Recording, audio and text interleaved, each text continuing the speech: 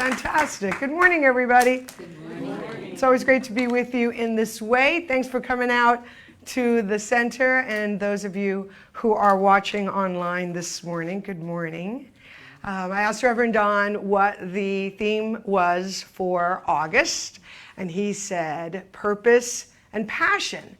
And I immediately thought of this great song by Graham Parker, Passion is No Ordinary Word. And that is the title of my talk this morning. And then, of course, I had to sit with that and ask myself, well, why do I believe that passion is no ordinary word? And I came to realize that I believe that is true because passion comes from an extraordinary source. Passion is, as was in the reading this morning, the divine urge. It is the very essence of life itself. And the good news is that it is nestled at the center of our own beingness. I believe the particular and specific location of passion is the heart, because it's a feeling. I always like to say the heart is the brains of the operation, right? And so passion is a feeling. So I always like to do the deep dive into what these words mean when I connect with you like this, just so that we can be on the same page, but also to make sure that these definitions still work for us, because many of these definitions go back quite a long time. So I consulted with Merriam-Webster, and according to Merriam-Webster, passion refers to a strong feeling of enthusiasm or excitement, either for something or about doing something, an intense emotional state, or a love for something or someone. And that immediately made me think of the Creator. Because, I like to say that the thing itself is this love intelligence that knows all because it is all. And that is true. However, now I realize that it's also passionate. Because really, what else but passion could have put the stars in the sky in the shape and form of people and animals for our own delight and joy? What else could have stuffed the rose in a bud except a creator that was passionate about beauty? You think about the flowers and the unlimited variety and all the colors and the rainbows. Passion. And that's why I love that idea that passion is also the divine urge.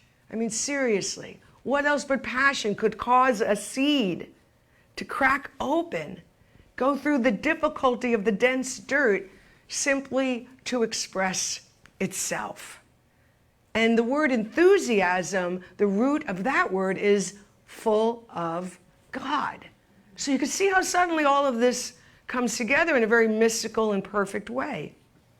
But I dove a little deeper. The word passion is derived from the Latin word passionem, which means suffering and enduring. And in the articles I was reading about passion and living a passionate life and how to find your passion and all of that, many of them said, after including that definition, that this is why Jesus' crucifixion is referred to as the Passion. But Ernest Holmes was very clear that we are not here to suffer. And so that caused me to look up the word enduring. Because though Jesus certainly endured, the tendency for the collective is to be a little bit more focused on his suffering. And I thought it would be interesting to see what endure meant. That word goes back 1,500 years. But there it is again, to undergo or suffer. We've got to figure out how not to suffer. The original root meaning of the word meant solid, hard, and able to stand the test of time. And I went in one level deeper. The Proto-Indo-European root meaning of the word endure is be firm, solid, steadfast, and long-lasting.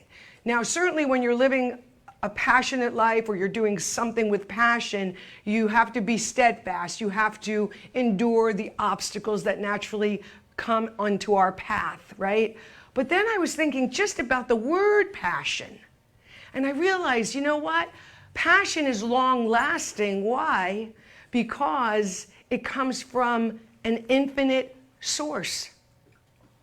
Passion as a thing is long-lasting, like a pilot light, because its source is eternal.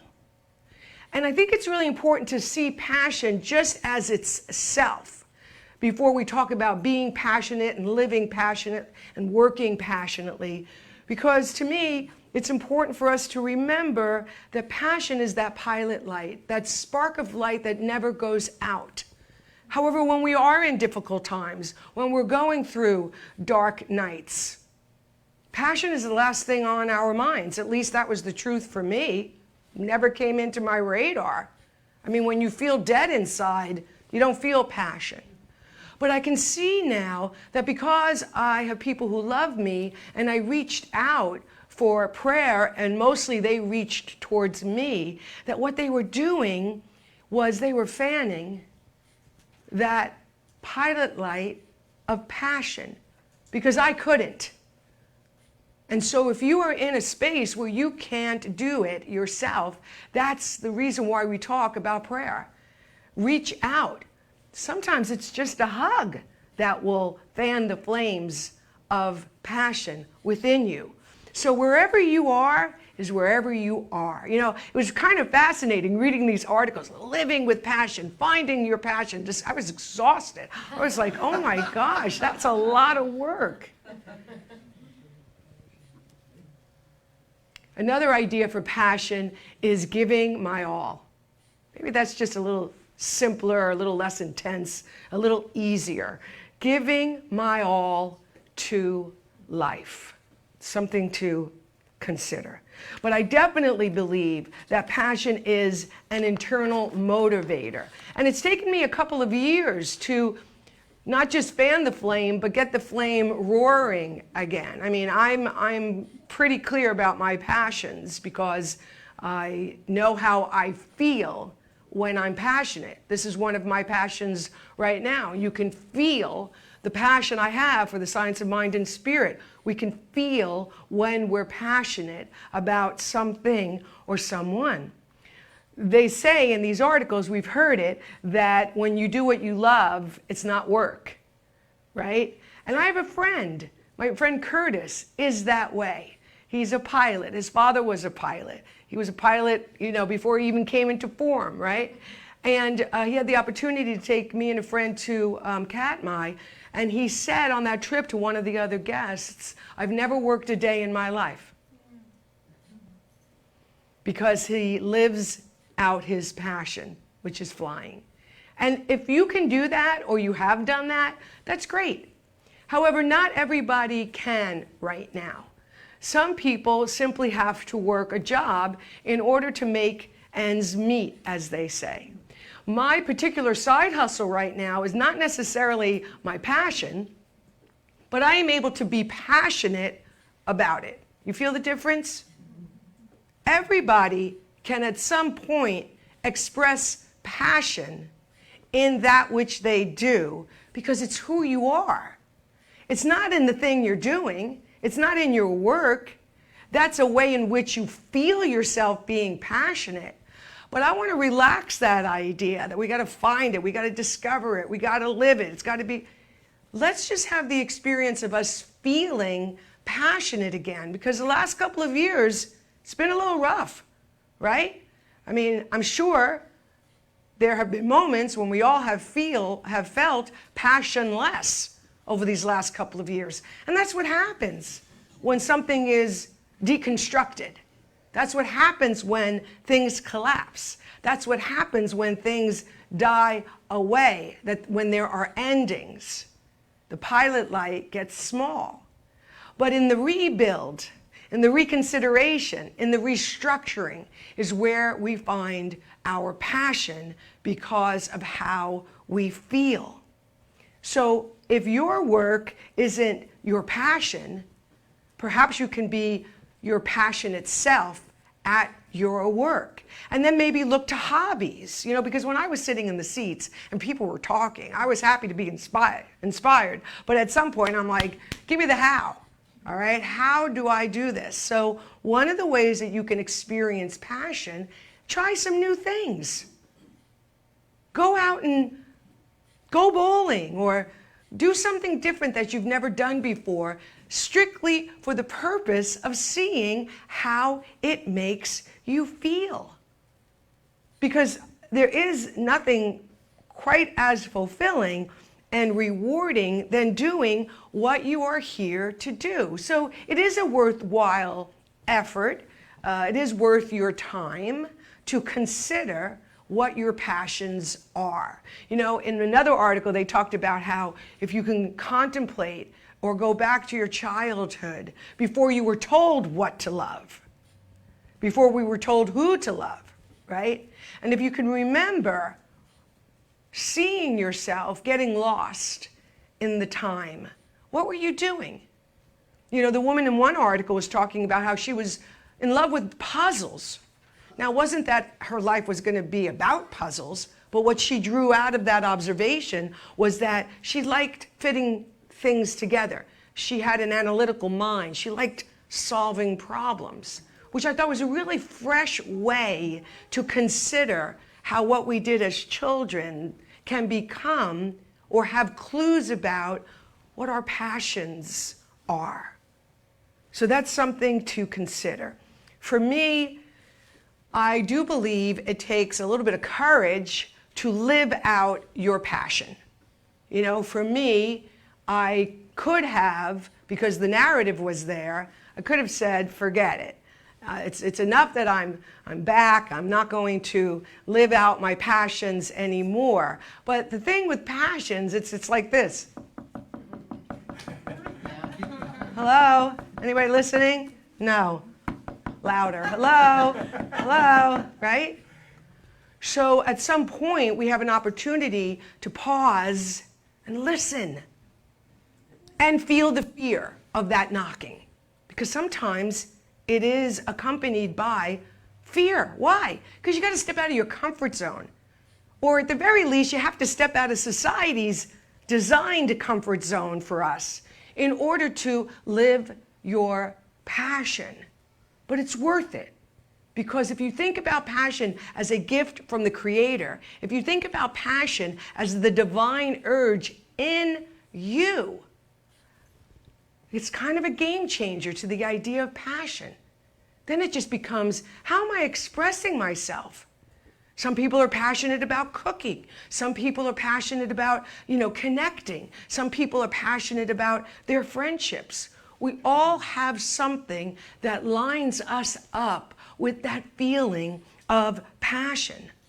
So I have spent, and I am still spending, a little less time, but certainly time, bringing compassion to my doubts, bringing compassion to my fears, because it's got a very strong narrative from my past. Are you going to spend all that time doing that again? Look at all the work you did. It didn't really yield the results you wanted. You get so much work, you got nobody to, on and on and on it goes. Why? Because it wants to protect me from failure. It wants to protect me from disappointment, which is what I grew up in. An effort to keep us tapped down. Don't dream too big, then the fall won't be too hard. It never crossed anybody's mind that you may not fall. Or if you did, as they say, you'd fly, right? So we all have these narratives about living a passionate life and what our passion is. I ask you today to be mindful of any narrative that makes that stressful for you or fills you with anxiety, because that's not what it's about. It's simply about us taking some time to tap into how we feel about ourselves. What if we were just passionate about ourselves? I mean, seriously. I was talking to somebody yesterday who is very important to me, And they want love in their lives, but they're afraid because their hearts hurt. But yet they said, but it's what I really want. That's the passion. That's the heart's language. It's what I really want. And when it comes to love or life, you got to roll the dice sometimes, because that's just the way it is. But when your heart speaks so clearly to you, that's your passion. Just at the very least, give it a listen. Give it the respect of your time. Even if you don't do anything with it right now, it's giving you hints about how you can feel. And I feel that now is the time for some passion. I mean, for me, passion is creativity. Like, I was thinking about that before I even got to the divine urge part. So that just brings us full circle as I come around this morning. That really, if you want to activate passion, do something creative. You know, again, when we were kids, I mean, I'd love to see hands if it was true for you. It was pretty clear pretty early on who was creative and who wasn't. And it seemed to be, in my experience, that they were creative and I wasn't.